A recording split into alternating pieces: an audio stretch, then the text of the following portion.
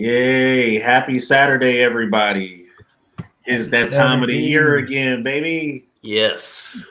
I got my guys with me. It's another beautiful day in Cape Girardeau, Missouri. It was dark outside, so it's not really daytime. But hey, we got an annual award show for you guys tonight. I got Comically Inclined in the house tonight, and of course, Jacob's Film Perspectives, and my boy Emperor Will is in the house as well. So we got 8 categories for you guys. The group members got to vote on it and also nominate the nominees. And we actually have like a roundabout of special guests coming in tonight too, just in case they help us out with the announcements. But worst case scenario, we will all just split it 4 ways, and that should be no biggie. But without further ado, we get to hear that beautiful theme song. Let's get it. Let's go.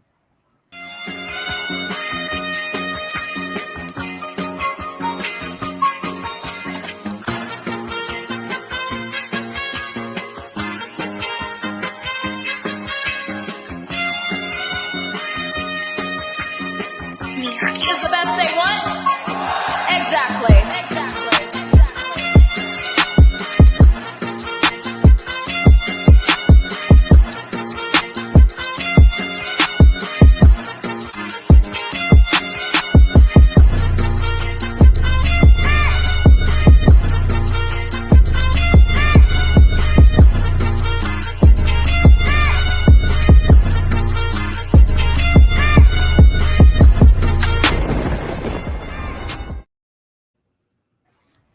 Welcome back, everybody. I hope you guys enjoyed that lovely theme song.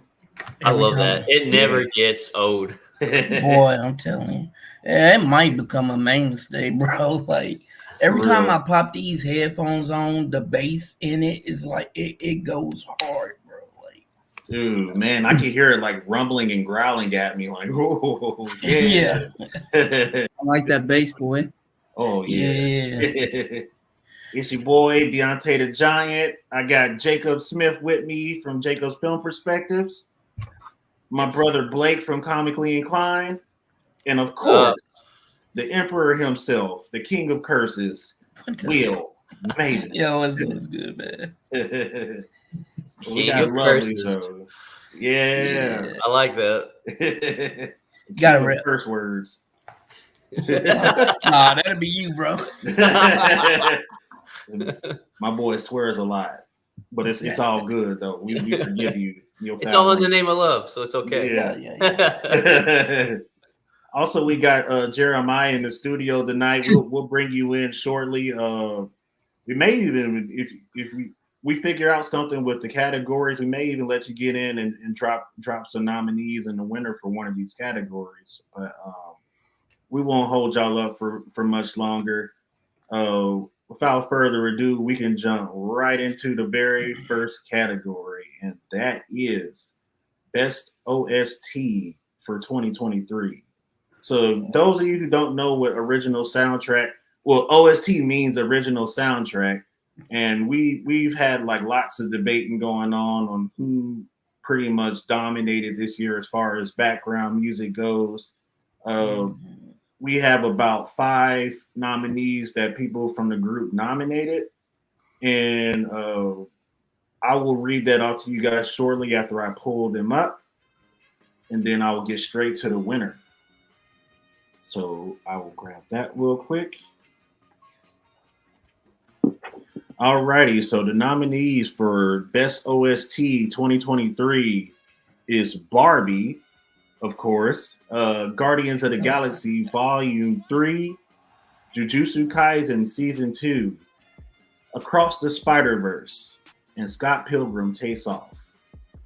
So right off the bat, like, you guys have any idea of who you think would take this one?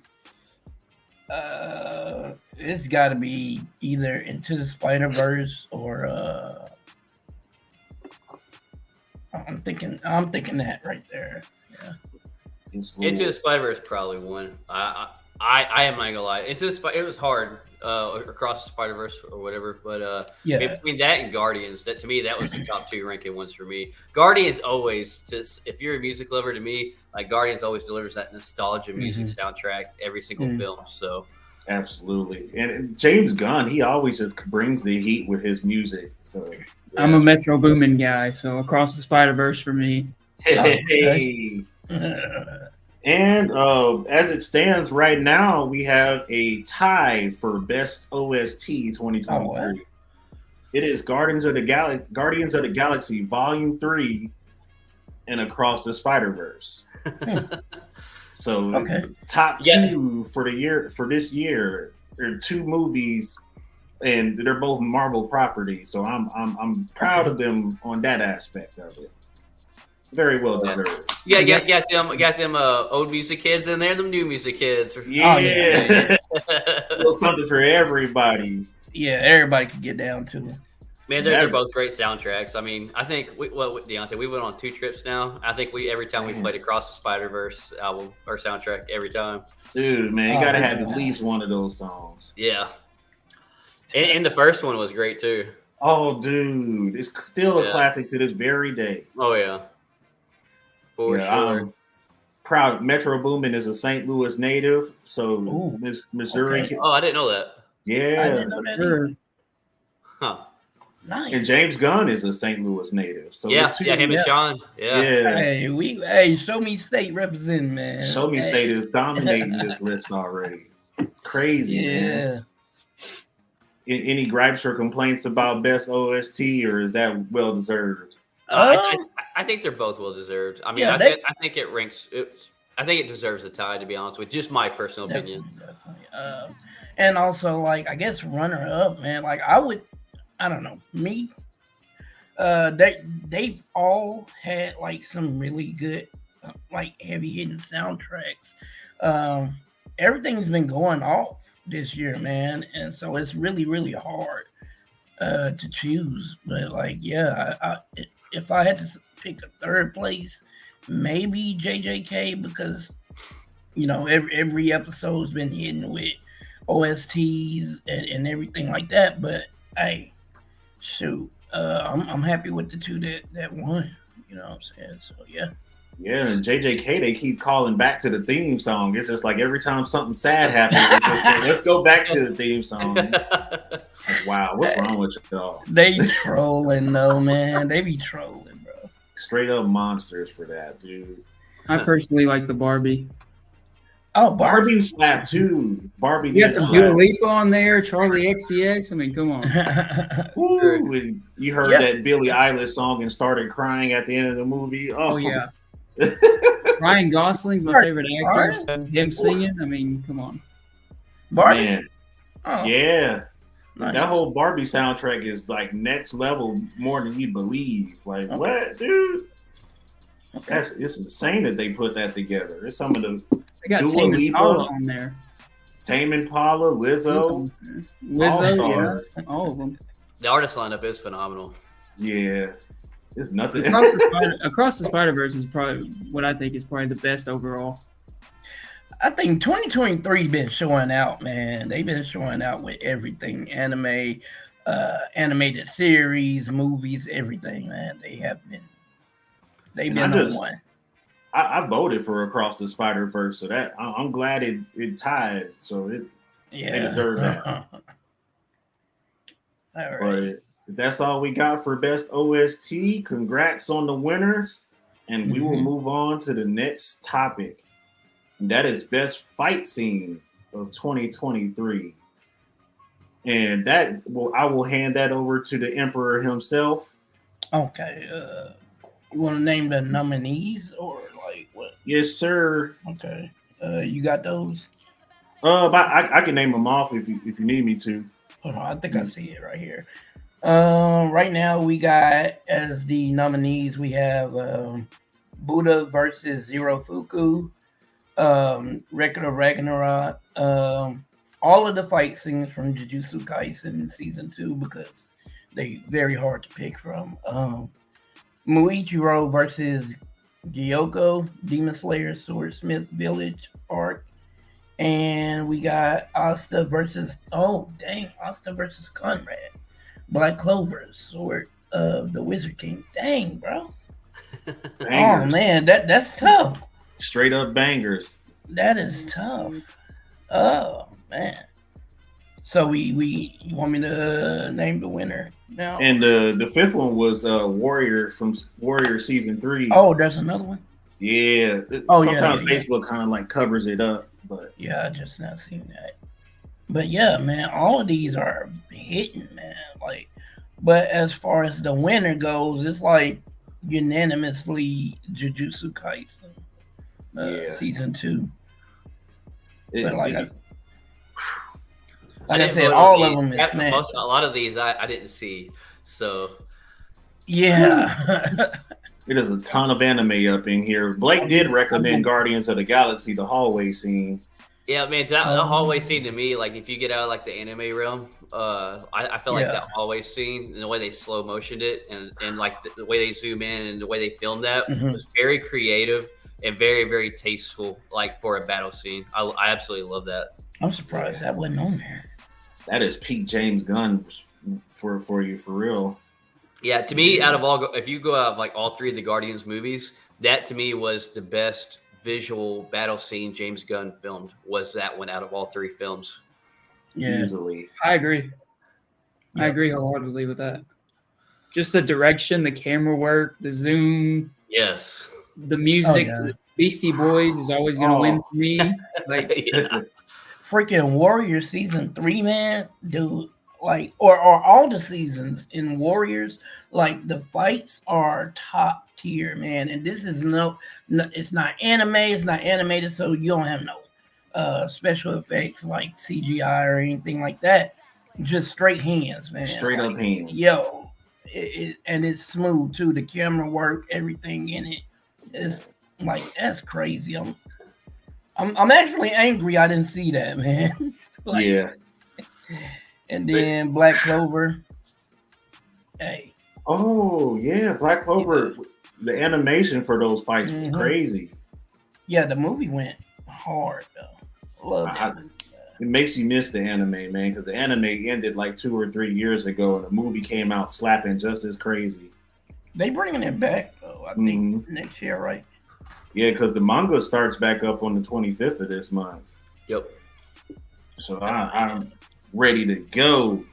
Okay. Yeah. JJK won with 3 votes, so the poll wasn't out for that long. That was my bad. I posted it kind of last minute, so nobody had the chance to really get in and cast their opinions. But yeah, from the way things are, we may have a revote later on. But the way things stand now, JJK is on top, and it's hard to disagree with that. Yeah. We got a Facebook user in the comment section. Shout out to whoever tuned in. I'm sorry, Facebook decided to discriminate against your real identity. There should be some kind of button that they push, like when you log on, and it says you have to like okay it to actually show up your name. So whoever you are, you can either say who you are in the comments if you can't figure out how to hit that button. If not, there should be an option to hit that. Absolutely. Yeah.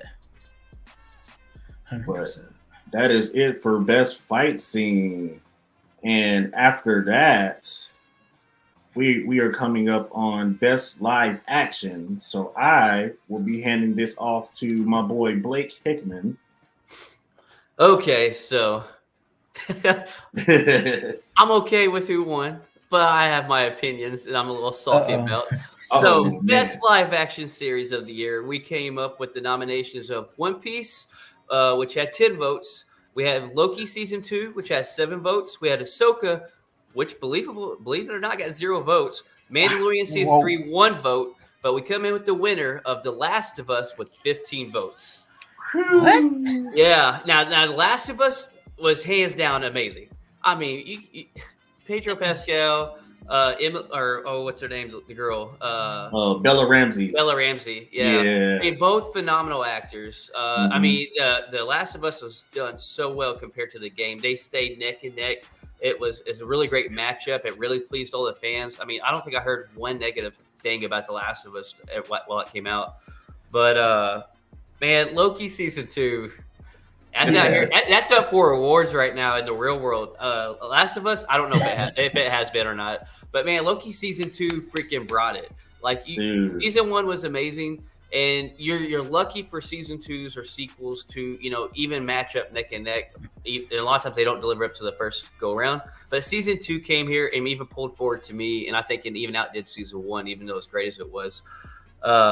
So yeah, and One Piece, I'm gonna be honest with you, I haven't seen that yet, so I can't really speak on that. But Ahsoka, I thought was great. I'm not gonna lie, man. Ray Stevenson, Hayden Christensen, I feel like he redeemed himself on what a lot of crap that he gets for being Darth Vader and Anakin and stuff. I feel like Ahsoka was beautifully done too. And then I'm a huge Mandalorian fan. Like that was one of those for me. If outside of Loki season 2, if it was in my opinion. The rest of those rank neck and neck. Obviously, I'm partial to Marvel. I'm slightly partial, but man, that was a great nominations. I felt like all of those were well deserving and neck and neck, and definitely deserved a place on the poll. But yeah, The Last of Us with 15 votes, nothing even came close to it. Dang, Louise, man. Oh wow. Old Joel, man, don't play with Pedro Pascal. Yeah. Honestly, for me, I haven't seen Ahsoka. I haven't seen Loki season 2. I'm kind of burnt out on the MCU right now, if I'm being honest. I haven't seen any of the shows but Last of Us. But I will say, Last of Us, top 5 series of all time for me. So okay, yeah, I think it completely deserves the win here. I'm glad it won. Great show, just great. Camera works, it's just amazing. And like I have a friend who's obsessed with games, and he told me it's like the perfect adaptation they could have done because they did stuff differently when they should have and stuck to the material when they should have. It was just like all the Last of Us fans loved it apparently. So I haven't played it, but the show, but I loved it. No matter when stuff comes out, you always see a fluctuation, even if it's more heavy on positive or more heavy on negative. There's always a both for both realms. And I literally mean it when I say that I have not read online or anything negative about that when it was coming out, and even after it was done, not a single negative review have I ever heard ever. And that's rare. I mean, that's very rare for a show. I've heard like rare criticisms about that final episode where Joel just solos an entire hospital full of mercs, and it's just like, I mean, why wasn't that on the best fight scenes, man? Real. In the condition he was in, yeah. Like, yeah, really. Hey, when you're a beast, you're a beast, man. That's all I gotta say. Yeah. Just let him have it. This season's been phenomenal from start to finish. Just let him have it. Hey, give Pedro Pascal a break. That's a lot better him fighting in that than he fought in Game of Thrones. Yeah. Oh my God. Yeah. Oh God. I don't even want to remember that, bro. Oh jeez, man. God. That was horrible. Yeah, Ben Stewart is in the comments section. We were able to identify him. So shout out to our fact checker extraordinaire and our human relations specialist over at Comically Inclined. Thank you for tuning in, bro. And now we got to figure out who else is in the comment section with you. Jennifer, she's in here. And that's all I see. Jennifer being so far. Shout out to Jennifer over at the Queens of Nerdle. Thank you for tuning in. We love you and we miss you. And thank you for stopping by, for real. Yeah, we appreciate that. Oh, Willie just popped in. Good. King Willie himself. Mac, a.k.a. your boy from DFPN. Mr. Smoke Pit himself. What's going on? We just got through announcing the winners for Best Live Action, Best OST, and Best Fight Scene so far. We can recap real fast if you guys want to. I think Best OT, the winner was a tie between Guardians of the Galaxy Volume 3 and Across the Spider-Verse. Yep. Who won Best Fight Scene again, Will? JJK, all of the fights in JJK. Yeah. All the JJK fights, man, because you just can't pick one. We couldn't pick one. Dude. And then Best Live Action was The Last of Us. The Last of Us. Yep.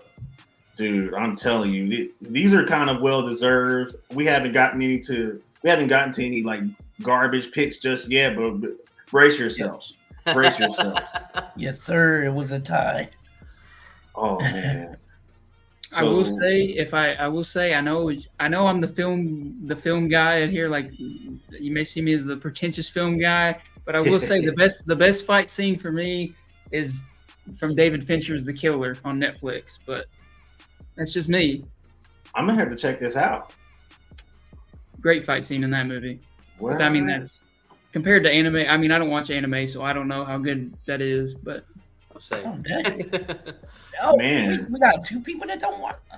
We gotta put y'all You gotta put people Hey, on. I'm just so happy I'm not the only one for the first time. Yeah, put it- I try, and I just can't get into it yet. So that's exactly how I am. I've tried it. Y'all just haven't talked to the right people. I'm big. I'm a big movie guy. So Mhm. Yeah. You gotta find the right plug for everything, you know. Yeah. But that is it for best live action. Film guy with Loki vibes. I guess Absolutely.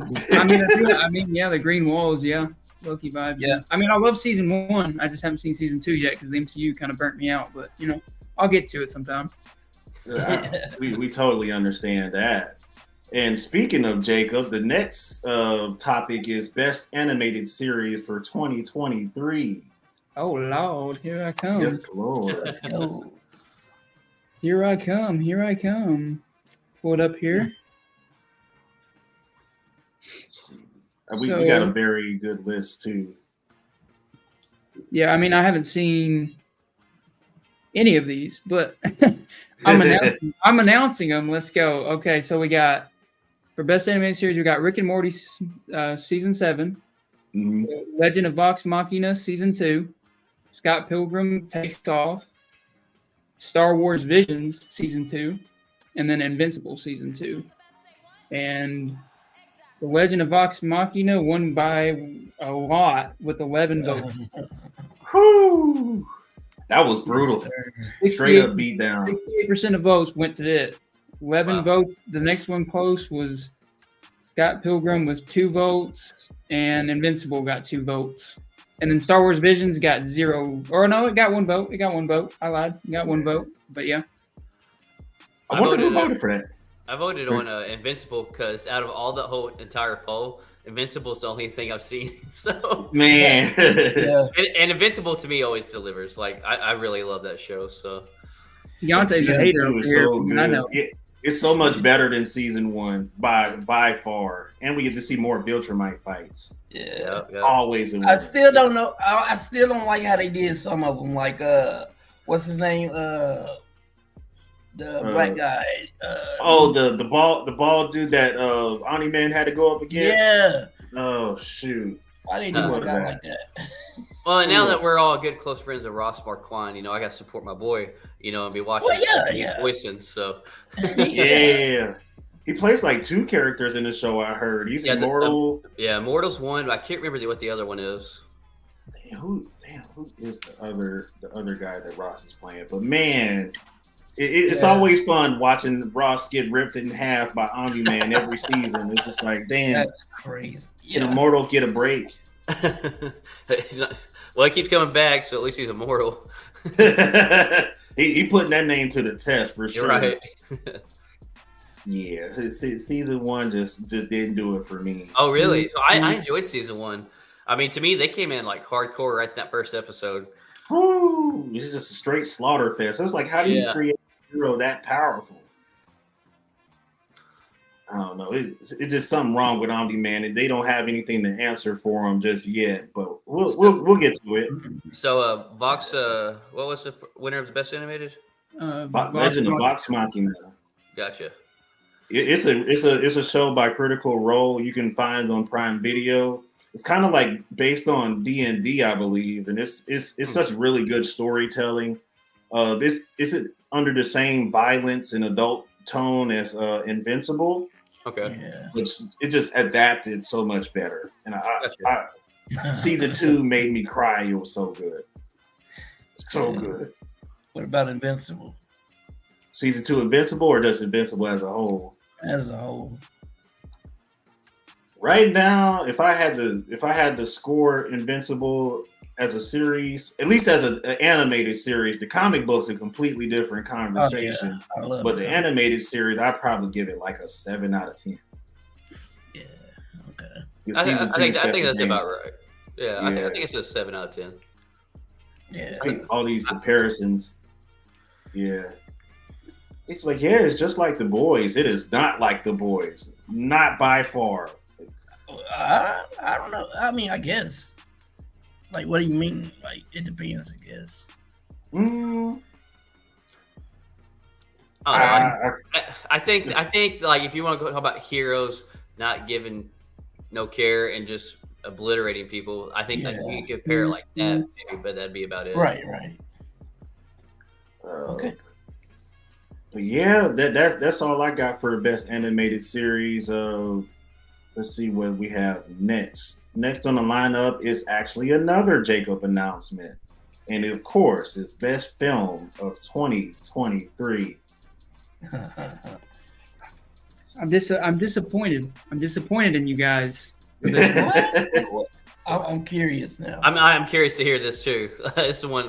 I'm disappointed in you guys. So, okay, the nominees. Here are the nominees first: Oppenheimer, Across the Spider-Verse, Hunger Games: Ballad of Songbirds and Snakes, Guardians Volume 3, and A Haunting in Venice. Yeah, I haven't even seen that. So,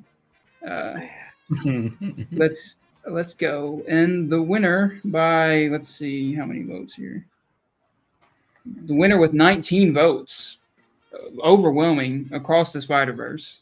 Oh my goodness! I mean, it makes sense for like the group we're in with the nerd culture and stuff. But like, come on, the next one is Hunger Games. No, actually, the next one is Guardians with 10 votes, which I can see. Guardians was great, and then after that, Oppenheimer had 4 votes. Man, Hunger Games, Songbirds. Ballad of Songbirds and Snakes had 3 votes, and then A Haunting in Venice had 2 votes.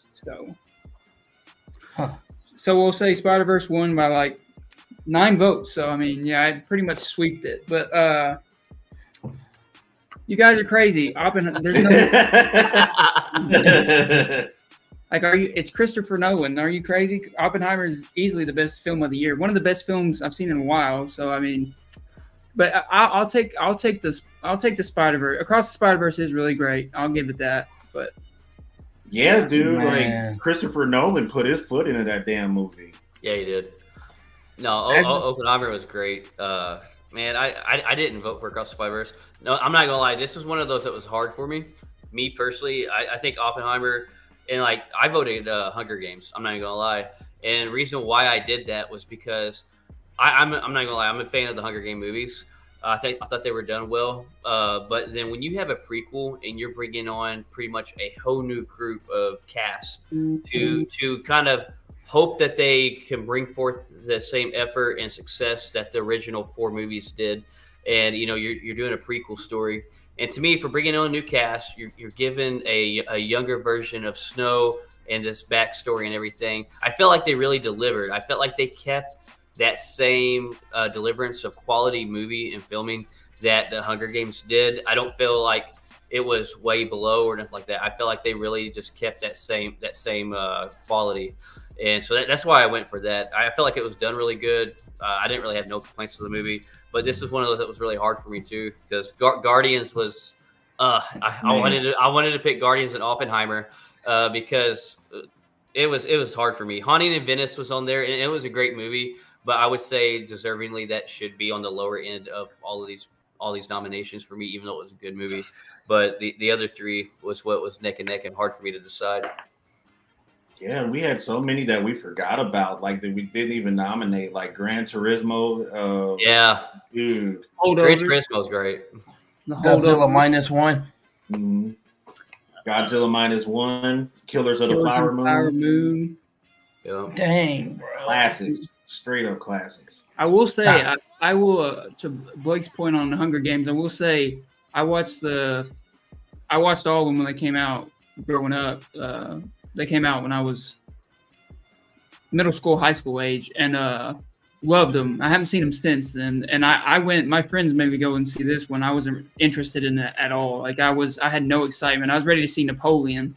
Actually, this one turned out to be a lot better than Napoleon. And I will say it's probably it's not. I don't know if it's the best Hunger Games, but it's right there with it. It is a really well executed prequel.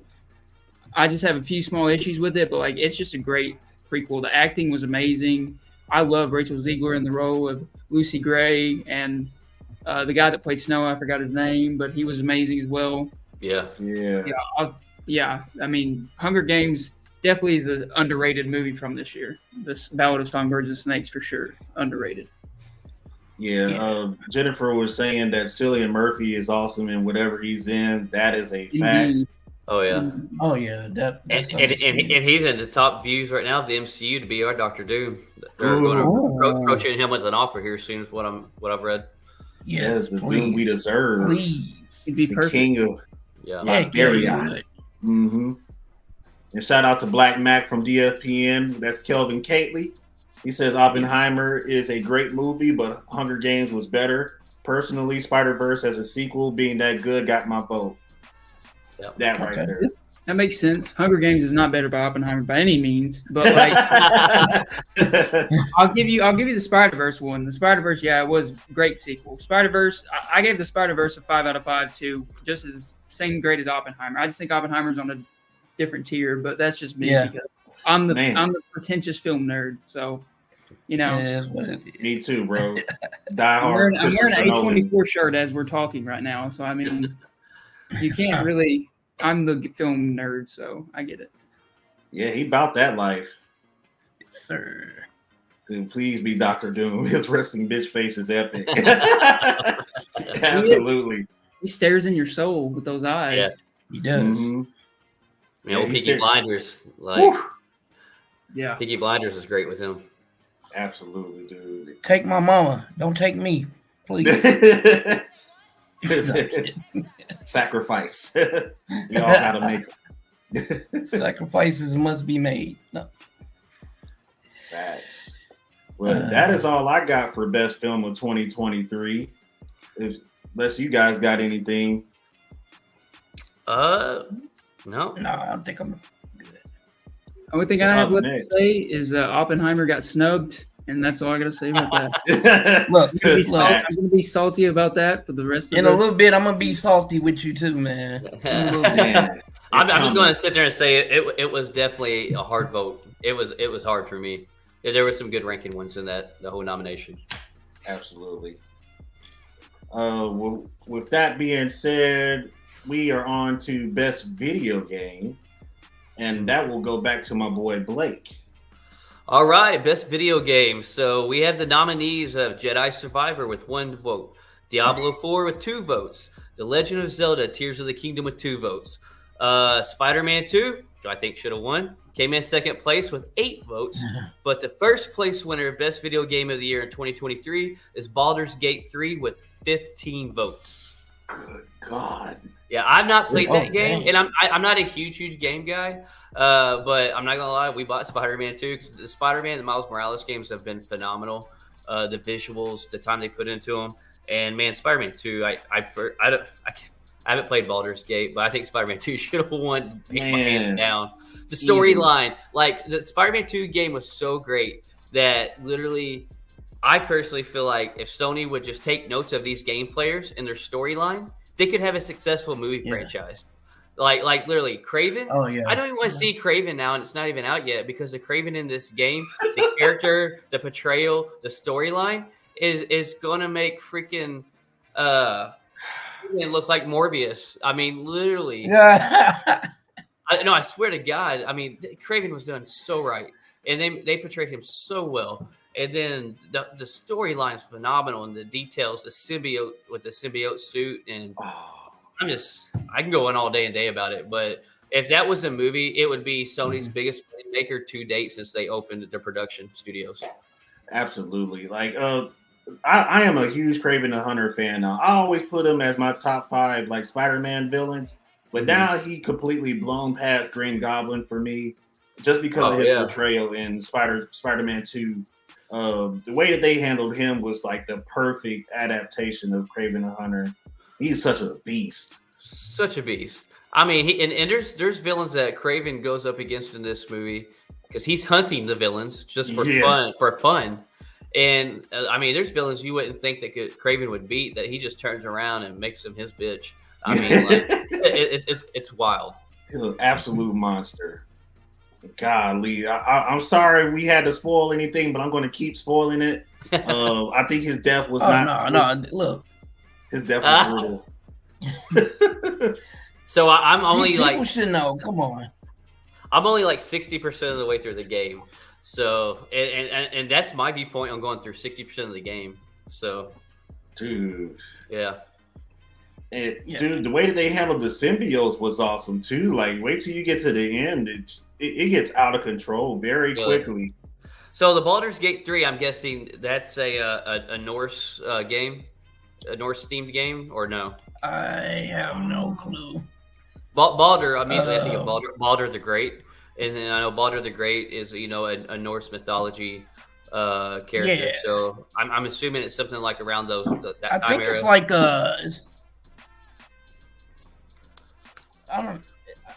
isn't it like a RPG or something like that, or MMO RPG or something?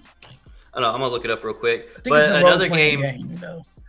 I'm gonna look it up real quick. Jedi Survivor, phenomenal game as well. Another thing, I think Star Wars, if they would sit there and put some of that into screen time, the stories between Jedi Survivor and the Fallen Order, both of those would make phenomenal movies. Well, actually, they've had such a high, recommendation and people loving these that actually Cal Kestis, who was just in these games, is actually coming into the live action Star Wars series.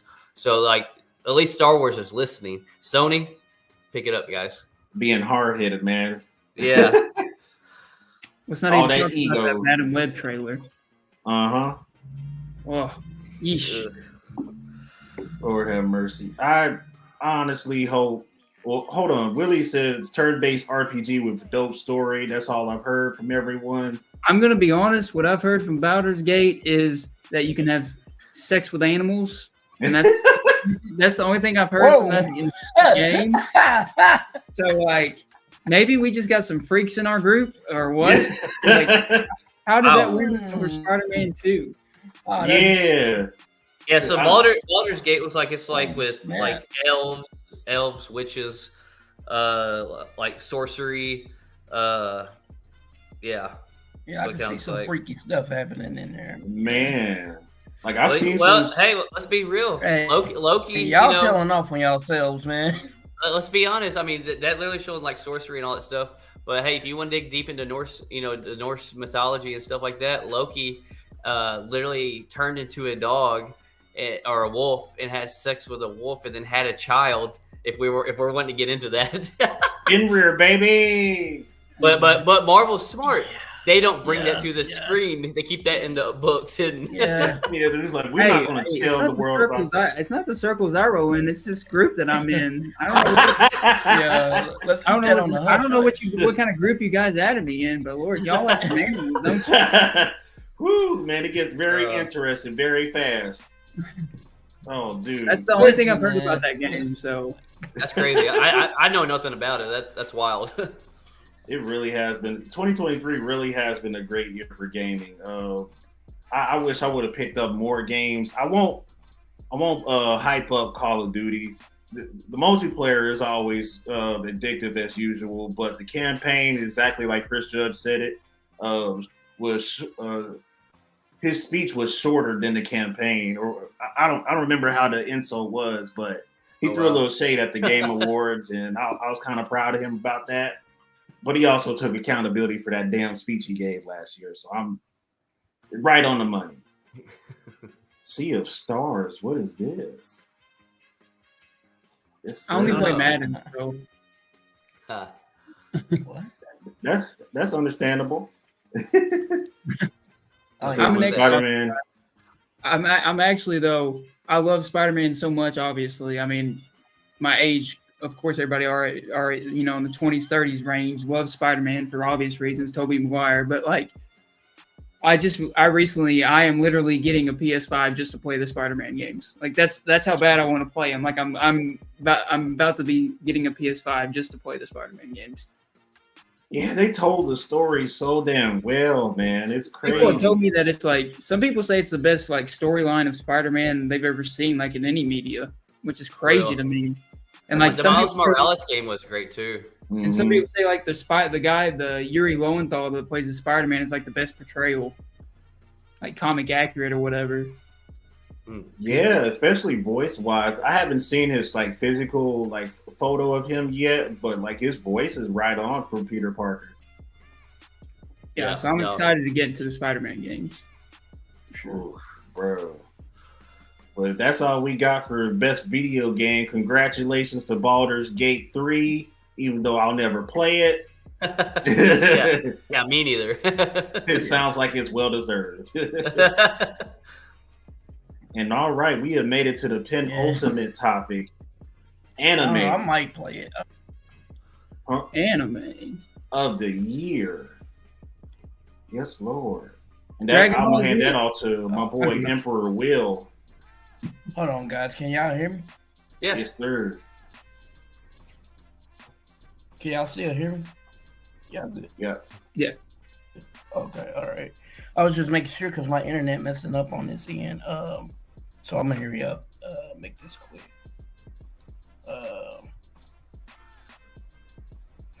Anime of the year. All right.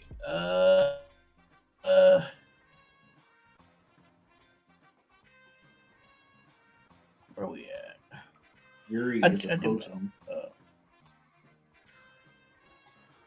S tier when it comes to voice acting. Yes. Are we still good on my end? Can y'all hear me? Yep. Yo, can y'all hear me? Yep. Yes. Yep.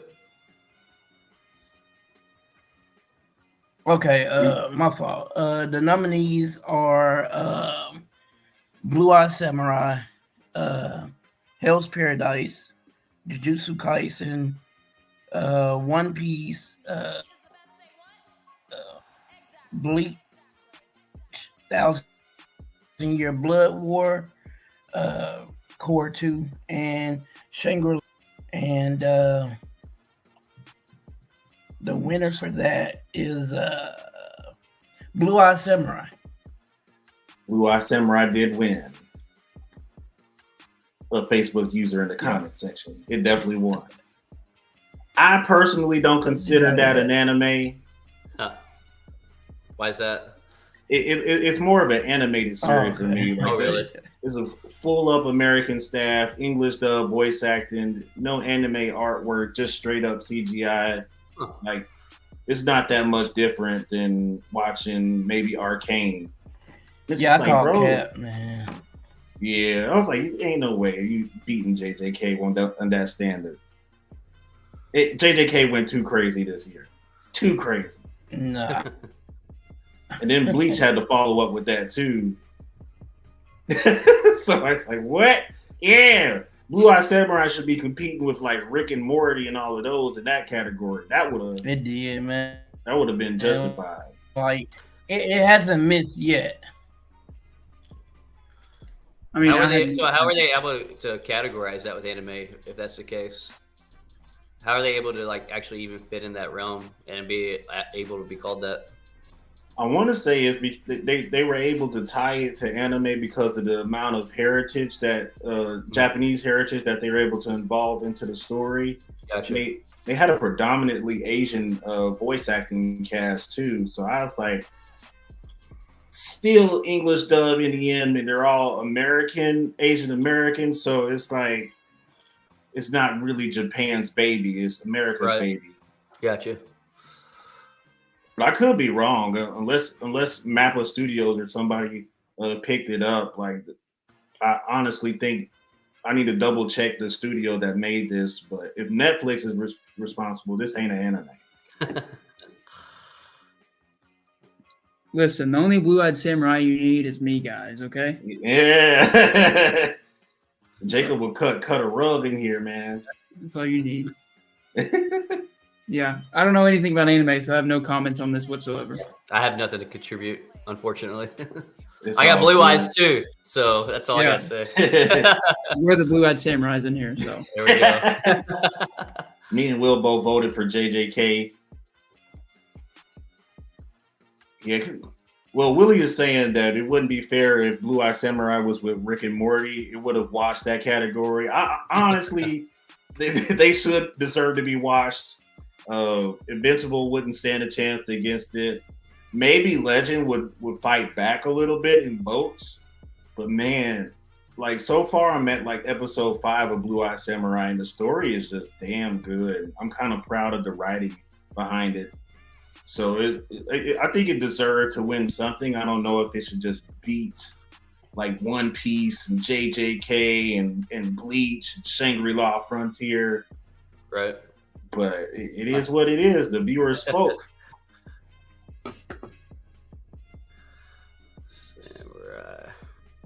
All right. I'm excited about this next one. And we have made it to the finale. Ladies and gentlemen, Fumble of the Year, baby. And that is none other than me, myself. And I'm going to announce the worst of the absolute worst of 2023. You guys decided it was trash, and I agreed with you. So our nominees for Fumble of the Year were Velma. Yes, that did come out in 2023. That was like January this year, too. The Flash, the DC product, Ridley Scott's Napoleon, Secret Invasion, which I'm kind of mad at y'all for that, but I am too, actually. Yeah, wow. Yeah, wow. Yeah. Delete it. Delete it. They even threw another DC baby on there, and that's Gotham Knights, the video game. And that I can let slide. Flash maybe a little bit debatable, but the fact that the winner of this category is the Flash, it's like, damn, y'all thought it was worse than Velma? All right, so here's why I voted the Flash over Velma. Okay, so Velma, oh my God, it was bad, so bad. We're talking about an animated series compared to a very big company making a movie that's been years in the making. I feel like Velma was thought up over a weekend and they just put it together. Okay, so the Flash has this big build up. You have a lot of bad stuff behind it, you know, with Ezra Miller. But then you have DC, you got WB, you have a huge financial standing, and you know, and it was built up to be the best DC movie ever made. James Gunn went as far, and I feel like it was part of his contract to become the new president of DC for him to say this, but James Gunn went as far as saying, oh, I pre-screened it before it came out, and this is the best DC movie ever made. So anyways, man, The Flash deserves the biggest fumble of the year. CGI was crap. I mean, straight crap. And oh my God, I could go on all day. I'll stop. But to me, it was very underdelivered. It was underwhelming. The only good thing about that movie was Michael Keaton. Michael Keaton brought it. Michael Keaton is a phenomenal actor, I think. But then I love Supergirl. Supergirl actually really brought it, and I like her character on there. But as for that, man, the rest of the movie, nah, it was crap. My favorite scene out of that whole thing was the beginning when Wonder Woman pulled Batman and him, you know, up off that bridge, and Ben Affleck's fumbling around telling the truth about his insecurities or whatever. Like that to me was the best scene out of this amazing movie. Man, finally got his ass with that lasso of truth. Yeah. He's like, oh, get this shit off of me. Yeah, Max said the baby scene was trash. That CGI was awful. And then when they're in the time bubble, you know, going back and forth, and they're showing all these DC characters and universes. I mean, oh my God. I think I've never done animated, but, you know, animation and stuff like that and CGI. But I think I could have got on one of my apps on my phone and did better visuals than that. I mean, it was rough. Yeah, absolutely. Like Jennifer was saying, the Flashpoint Paradox storyline in the animated movie was elite DC storytelling. And it was an animated movie. So it was like, why is the movie going that much harder than live action? what is wrong with our directors right now? And God, like the best thing about this movie is being characters that get killed repeatedly. Like Michael Keaton dies a lot. Yeah. Cara Zor-El dies a lot. And it's like, bro, I'm not going to see this movie more than once in my lifetime. Yeah. No, I'll never watch it again. Yeah. I'm not even going to argue with that. I mean, I thought it was fine. Like, I mean, I thought it was, I mean, I reviewed it for the podcast. I think we did a podcast episode on it. I'm not for sure if we did. It's been so long, but I for sure reviewed it on my Instagram. But it overall, I don't think it was that bad. I like the comedic time. I like the comedic parts. I did. The best scene for me was when Bruce Wayne was talking to Barry about not changing the past because the past makes you who you are. I think that was the best scene we've ever gotten of Ben Affleck's Bruce Wayne in any of the DCEU ever. I think that was the one and only time we actually got Bruce Wayne in the DCEU was that little scene he was having with Barry. He's like, you don't need to go back. You know, you don't need to do that. Yeah, talk to us about the people behind the camera. Well, the guy that directed the It remake, Andy Muschietti, and he tried to use the excuse, oh, he's just going so fast. That's why the CGI looks the way it does. I don't care I will say I don't care what kind of excuse you have. When you put 200 mil or whatever it was into that movie, I mean, I just watched The Creator that came out in September. It was made for $15 million, and it looks absolutely gorgeous. There's no reason why the CGI in The Flash, a Warner Brother tentpole, huge, gigantic blockbuster, should be that. Like, there is no excuse, and like that is such like him just giving himself a pass. Like, oh, he's just going super fast. Like, no, you can do it so much better than that. And like, CGI was bad. I gave it a little more. Because it did hit some emotional beats for me, and I've wanted to see a Flash movie since I was a kid, so I think I was like wanting it to be good type thing. That was kind of denial. It was kind of denial type stuff. But when I look back on it, I buy 4Ks still, like I buy physical media still. I still haven't bought that movie on 4K, and I don't think I ever will. Like I maybe if it's like $5 maybe, but like. Well, the 4K version is not going to help it any. So it's just going to make the blemishes even worse. So like, it's not rewatchable. Like, it's been on HBO Max for the longest time, and I've had no desire to ever rewatch it. And like, but to be honest, that's my whole thing. That's my thoughts on all of the DCEU. I'm going to be honest. Besides Man of Steel, I've rewatched a little bit, but besides Man of Steel, and I like BVS a little bit, the Ultimate Edition. Besides that, it's just not. It deserves best. I was gonna say Napoleon. For me, it would have been Napoleon, just because I love Ridley Scott and it's a huge epic, and it was so weird. And but like we talk about that on my podcast last week. But yeah, The Flash, just the money they put into it, it deserves the biggest fumble because it could have been. It was fine. It was okay to me. I like the comedic timing. It hit the emotional beats. Ezra Miller was actually pretty okay. And then we did get a good Bruce Wayne scene, but the rest of it, I was just like, okay, like, and again, also though, I have no attachment to Michael Keaton's Batman because like I was born in the '90s, so obviously I don't have that nostalgia growing up with it. You know, my Batman's Christian Bale, so like I have no nostalgia with Michael Keaton, so maybe that tied into it. But I've heard people that love Michael Keaton didn't care for it either, so. So my first Batman I watched, like if I have to pick my Batman, it's Christian Bale's Batman. The Nolan Batman trilogy to me is by far hands down the best. But Michael Keaton was my first one. But as in for someone to set that first staple in cinema, as in bringing these characters to a decent film, that's why I have the respect for Michael Keaton's. And then you have Beetlejuice, you know, that came out in the early 90s, I believe. Yeah. And like, so growing up with some of those Michael Keaton films and seeing some of the stuff that he did that was outside the realm of your normal, typical run of the movies in that time, I have to give respect where it's due. And that's why I felt like, you know, for his age and for the version of the Batman they brought in there, I feel like it was great. You got a couple familiar one-liners, you know.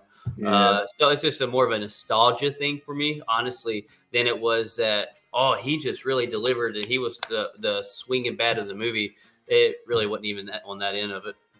Dude. And I just saw a recent complaint that actually was really well about this movie. Michael Keaton's Batman, the 1989 one, because I have seen it. I did watch it growing up. It just wasn't one of my favorites. But like, he's always in the shadows. Tim Burton keeps him in the shadows. And then in this movie, they have him like in the bright desert. It's like you get to see his suit in the bright ass desert, and that suit is not made to be in that bright lighting with the shine. No, like we put him in the weirdest spot, and like. But I will have to say, in that tall silo type thing, when he came down, that was a pretty cool scene. Obviously, that really went Michael Keaton, but I feel like that was a cool action scene that they couldn't afford it, or he had the technology to do in the 80s, and so that was really cool to see his character do that scene right there. Yeah, that's what I was gonna say. For like people, Michael Keaton fans, they never really got to. You never really got to see him actually kick ass. Like he never really had that because they didn't. He couldn't turn. He couldn't turn his head. He couldn't. So like, So like, for them to be able to actually do that with updated effects, like that was nice. But overall, Flash definitely fumble of the year. I agree. God, man, this crazy. Together. Yeah, like going to the theater for the first time, expecting to see a live action Barry Allen. My first time seeing a live action Barry Allen in theaters. Me too. Sorry, Grant. Grant's legacy has forever been tarnished by what Ezra did. I don't think he was a horrible actor, but being associated with that movie alone is enough to make you want to doo-doo on every Flash that's ever lived. So it's like, I mean, after this month, it's done. It's over. It's gone. So no pressure, James Gunn. Knock it out of the park with this first movie. If you don't, I don't think it's going to be a very good run either. Man, it's going to be nothing but a snowball effect if this Superman legacy goes to hell. There's a lot of people weighing in on it. He's got a lot going for him. So yeah, I think he can deliver it. I really do. Yeah, DC needs a dub for sure. Like, you got Superman that looks just like Henry Cavill, but just like this smaller, skinnier version. Maybe younger. I think he's roughly around like Henry's age, but. Oh, really? He's a bit younger. He's like, I want to say he's right at 30. I want to say. So he's about 10 years younger. Yeah, right? he's about 10 years younger than Henry Cavill. Now, the guy they cast for Jimmy Olsen, I think visually was a perfect cast for Jimmy Olsen. He's just got that comic book accurate Jimmy Olsen, look to me. Yeah, who do they cast someone to play?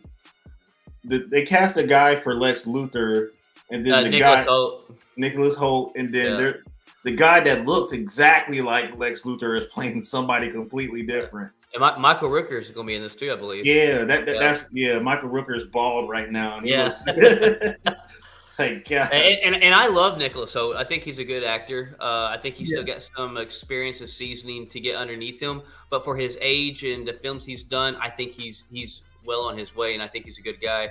But I just cannot picture him as a bald Lex Luthor. Like his facial structure and everything else, visually, he doesn't give me that vibe. So what we really need, since regardless of what we think, he is our Lex Luthor.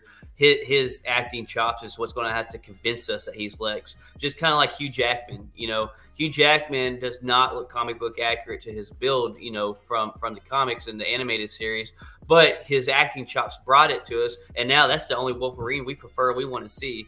So, someone can do that with another character, but I feel like that's the only option he's got for Lex. He's going to have to be that guy that sets that standard. Yeah, we'll never forget Hugh Jackman. Once this mantle gets passed on, it's just going to be like, but Hugh Jackman in every conversation. Yeah. It's going to be like, man. Imagine the guy that eventually does get cast as our new Wolverine and the pressure that this guy's going to have. I would not want to be that guy living under that and have to try to live up to and be in the shadows. Yeah, you like Kevin Feige walks up to you and offers you the role. You'd be like, fuck off, Kevin. I don't want this script.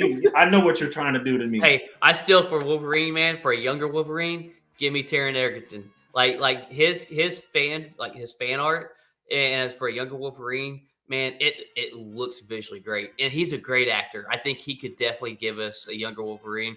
I know he doesn't give you initially Wolverine vibes because of roles he's played, but he's so versatile. I think he could definitely do it. And if they stuck to the look of the fan art that's all over the website or internet right now. Absolutely. I'm all for it. I am not for Daniel Radcliffe. That puts disturbing images in my head for some reason. Like I was just about to say I'm for Daniel Radcliffe, but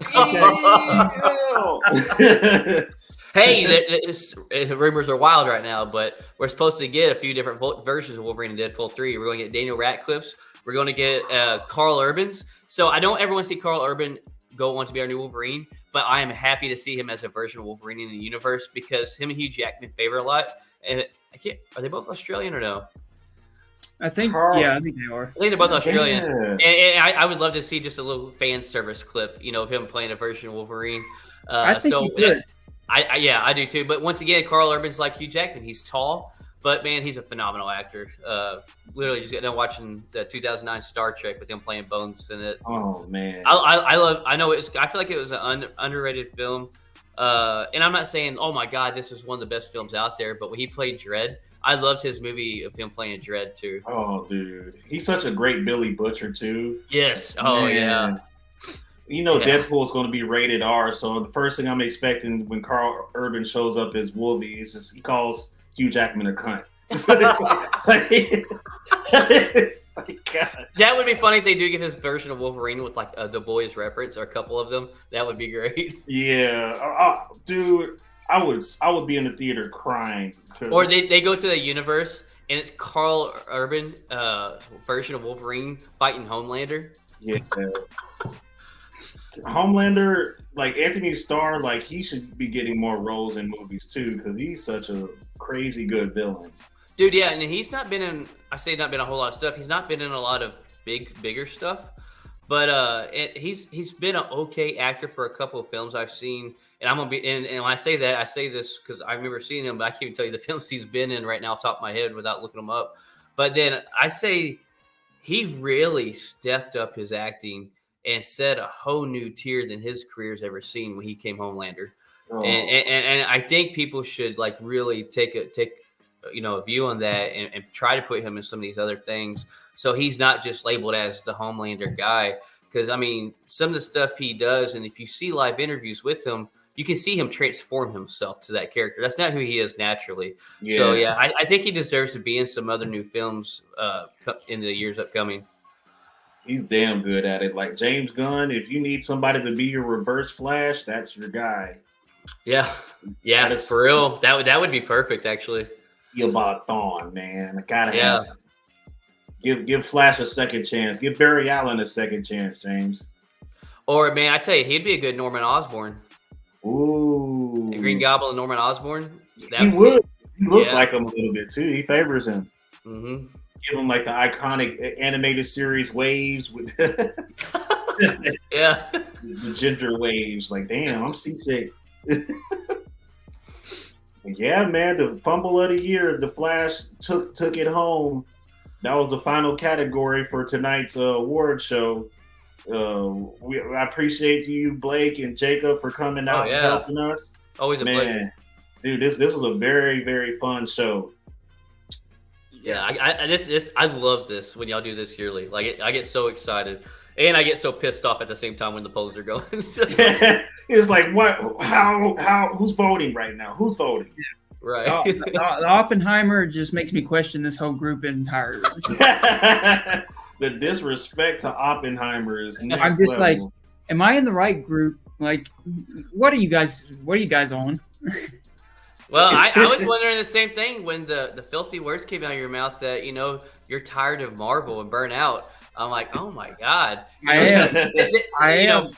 People can say a lot of that stuff, but it is the number one most successful movie franchise for a reason.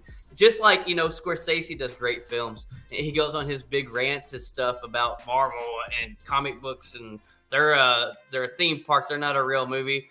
Oh yeah, Scorsese.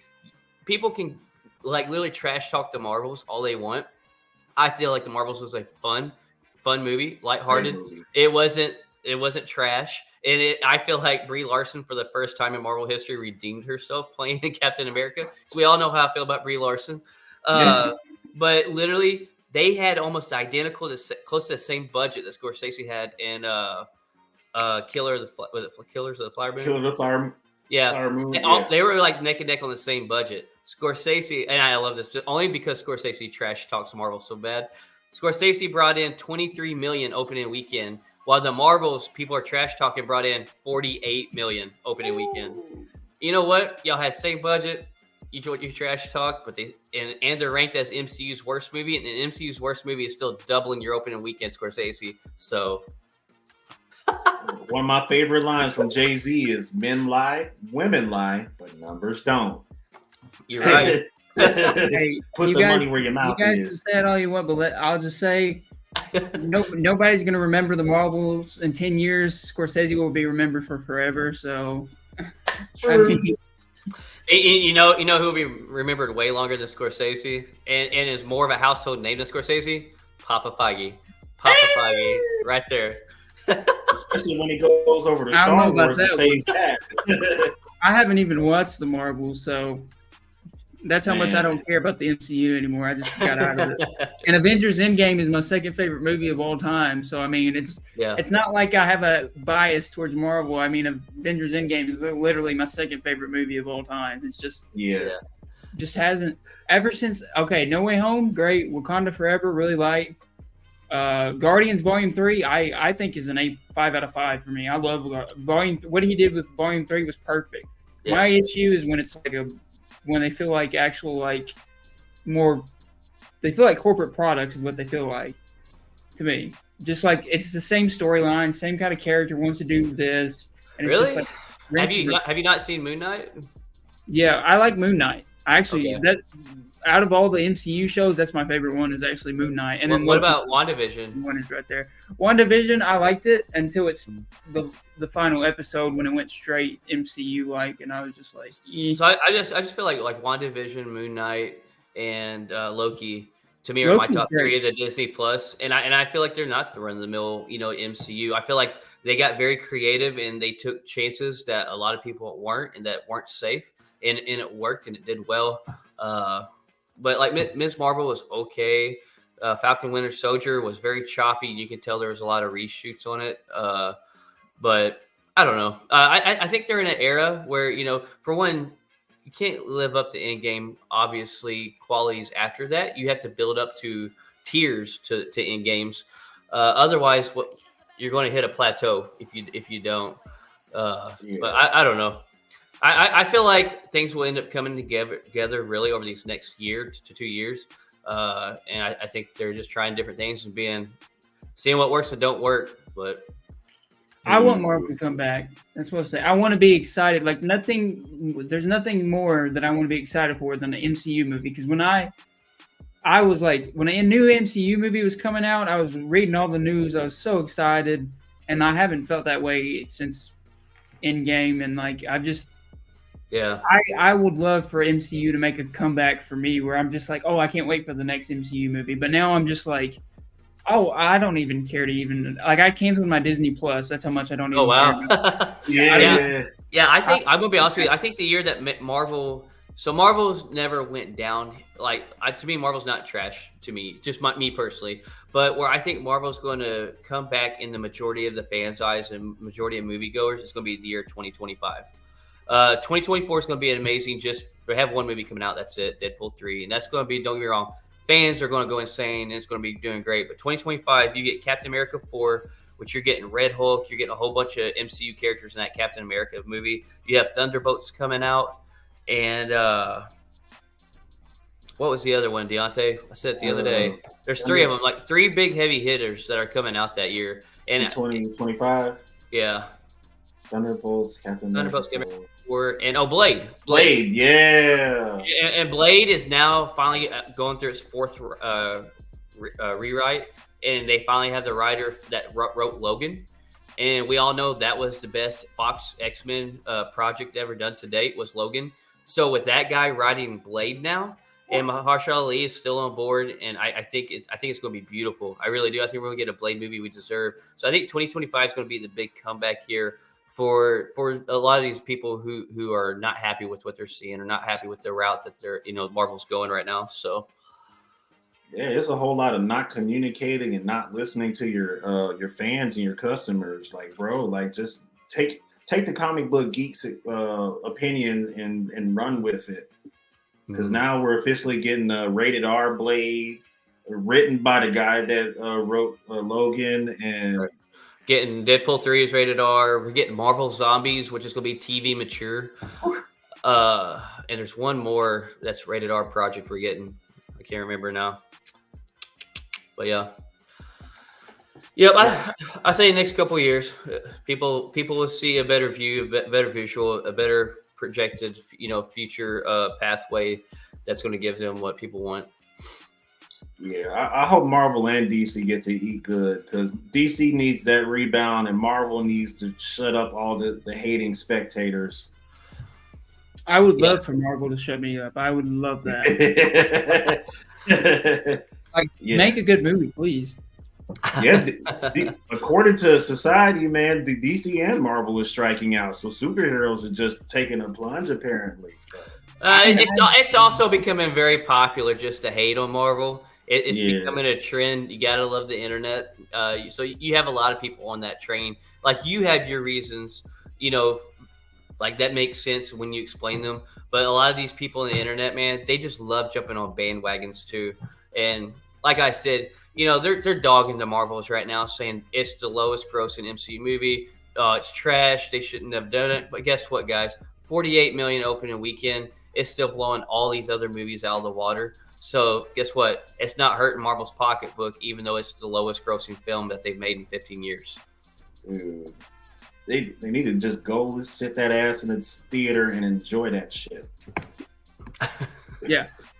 I mean, I'm glad that the Marvels did have the lowest box office, because I hope it wakes Disney up, and I hope it wakes Marvel up and be like, hey, people are starting to get out of tune with this. Like, you need to recorrect, because it's not, the MCU shouldn't be what it is right now. Where right now it is very much a product where they're just like throwing all this stuff at the wall, trying to see what sticks. Yeah. It's hard to find a sense of direction right now for a lot of people. Because, you had your foundation characters when the MCU started out in Phase 1. Thor, Iron Man, Cap. And then they got you emotionally invested in them. And then there was a direction. You had your after credit scenes, and they were all tying each other or showing shots that they're going to tie in together. And you just have lacked these foundational characters and movements forward where they're going to connect. And I think that's where they're losing a lot of these interests, because people think that, hey, Marvel's out here just throwing stuff on the screen and we're not seeing no sense of direction really, or they're struggling to see a sense of direction. And I think that's where they need to tighten in on things and hone in and give the fans a more sense of direction to give them what they want and to give them the excitement of what to look forward to. Because if you're not giving them a sense of direction to look forward to, what's going to keep them coming in and putting their seats in the theater? Yeah, those tickets are too damn expensive for this shit, man. Exactly that. I wish Marvel would come back. I want them to come back. I want them to come back good. They will. Don't you worry. Yeah. We'll see you next summer. We'll see you next summer for sure. Somebody wrote this turn from the award show to a good reality show. Yeah, nerds gone wild. Oh man. I'm sorry. I didn't mean to get up on my my pedestal here and start going on about Marvel. I love talking movies and debating people's viewpoints, and I could do this all day long. I literally love it. Dude, we got to get you back on some more shows over here at SNN for sure, man. You and Danny. So it's always a great time with you guys. Just nothing but shit talking and spazzing out on nerd stuff.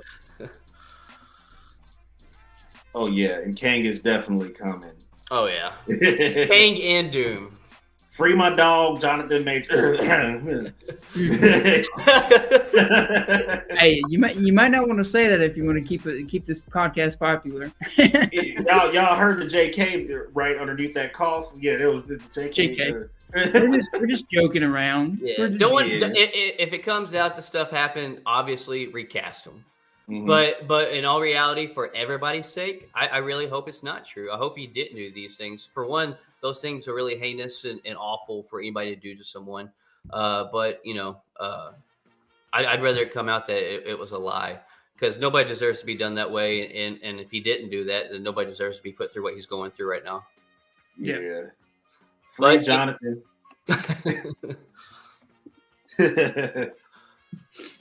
And while we're doing shout outs, I definitely want to say rest in peace to Chadwick Boseman. F in the chat for Chadwick. Yes.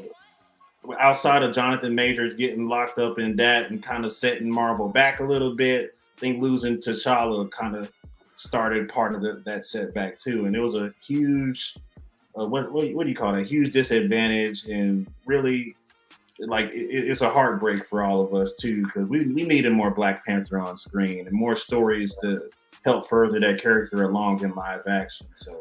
But not only was it so sad and awful just for him as a person in life, but like you said, for the Black Panther, I mean, he was a perfect Black Panther. Yeah. But I'm not even stopping there, man.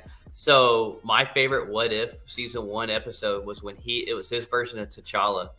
Oh my God! Like I want to see more. I want to see more episodes of him playing T'Challa. To me, that episode, like I loved all the episodes of season 1 of What If. But that one just stood so far out more to me. And just their take on him, and then his portrayal of that character, and it not being like, Chris Pratt's portrayal, obviously, and him mixing that T'Challa and, Star-Lord combination was so beautifully perfect. And, like, I would kill just even seeing a live-action movie of that. What if, like, yeah. They made that episode so wholesome, too, man. It's just like, God, now you love Chadwick even more. Max asked, before we bounce, what's coming up for everybody's shows in 2024? Yeah, you got anything coming up for Comically Inclined or Cape events? So Comically Inclined, just our regular podcast every Wednesday at 7 p.m. We do that every single week. Catch up on your latest rumors, leaks, and news for movies, TV shows, games, anime, what have you. Then also we have another segment on that same night that's called Top 5. It comes right after Rumor Mill. And we always pick a category of your top 5, whatever. And everybody throws their top 5s in the comments. Us hosts through our top 5s. We read everybody's comments. Top 5 Rumor Mill every Wednesday at 7 p.m. And then March 9th and 10th, we are doing Cape Anime. So we have announced our first guest, which is Lex Lane. We have all of our vendors are booked. I mean, we have a great vendor lineup. We got a whole bunch more celebrity announcements coming at the first of the year. Right now, you're getting your lowest price tickets up until, I think, December 20th or 23rd. I can't remember. But right now, you're going to get the best price. Great time to get, anime tickets for the anime lover fan or yourself for Christmas or a stocking stuffer. You can go cape-events.com. But other than that, that's what we got going right now. Absolutely, man. I am excited, man. It's one of my favorite conventions. My local convention, too. So if you're ever in the Cape Girardeau area, and you're not from here, book a room at the Drury Conference Center, or just book a room here in Cape Girardeau in general and get your tickets, man. Yes. Cape-events.com. You know what to do. And Jacob, you got anything exciting coming up for 2024? In the next month or so, I have my recap of 2023, where I go over like probably my top 10, top 15 films of this year, and that'll be fun. And other than that, I mean, I've talked with Deontay behind the scenes about some new content coming to the Instagram page and maybe TikTok, so we'll see about that. So just be on the lookout for some new content on Instagram for sure, and a new JFP episode will be coming out in the next month about the films of this year, just going over them and just like kind of recapping the year of film. When will you be doing your 10 to 15 films of the year? It should be, I'll say early January. I don't know the exact date yet, but it will be about early January. It'll be after New Year's, probably in the first few weeks of January for sure. Thank you. I'll be super anxious to see that. Dude, also, we kind of like took a delve for a few months on our social media. I forgot to mention. And past few days, we kind of jumped back into our social media posts. So besides our Wednesday show podcast, every day on our socials, Facebook and Instagram, we're constantly making posts about the leaks, rumors, news, or just funny memes if you want to laugh your ass off. So, I mean, we've been on the road knocking out quite a few posts today. I think we've knocked out in the past 3 days over 20 posts. So you've been putting in work, man. Stay up to date on all your latest stuff on socials if you don't have time to sit down and listen to the podcast on Wednesdays. Hell yeah, man. Definitely follow them on social media under Comically Inclined. They also have a link tree on their page that gets you access to their TikTok, Instagram, you name it. The YouTube channel where you can catch the show. Twitch channel as well, I believe. So Yep. you'll definitely have nonstop content from here on out coming through our channel. So but as far as SNN goes, tonight we're supposed to be having an after party around 10:30 at Twitch, and Emperor will be hosting that. He's going to stay up just a little bit later than usual. We will talk about their full explanation on who won what at the award show. And then next week is the season 3 finale of our main podcast. So no more this beautiful red logo. We're going into 2024 with brand new rebranding. And we're excited to reveal some more secrets to you guys. Some juicy, juicy secrets. I'm excited for y'all. Oh, man. It's going to be a great time. You'll get to see more Blake and Danny on the show. You'll see some more Jacob cameos. Yes, sir. Never get enough of these blue-eyed samurais. But thank you everybody for tuning in. Thank you for so much for this 12 months of nonstop support and just showing us love. Thank you for the conversation and for all the votes that you guys weighed in on and helping us decide a winner. The participation this year was awesome, and hopefully next year we'll have an even better show for you guys. So, heck yeah. You are appreciated, and I hope you guys have an awesome Saturday night. That concludes our show. Thank you for watching the 3rd Annual SNN Awards. Peace and love. Peace out.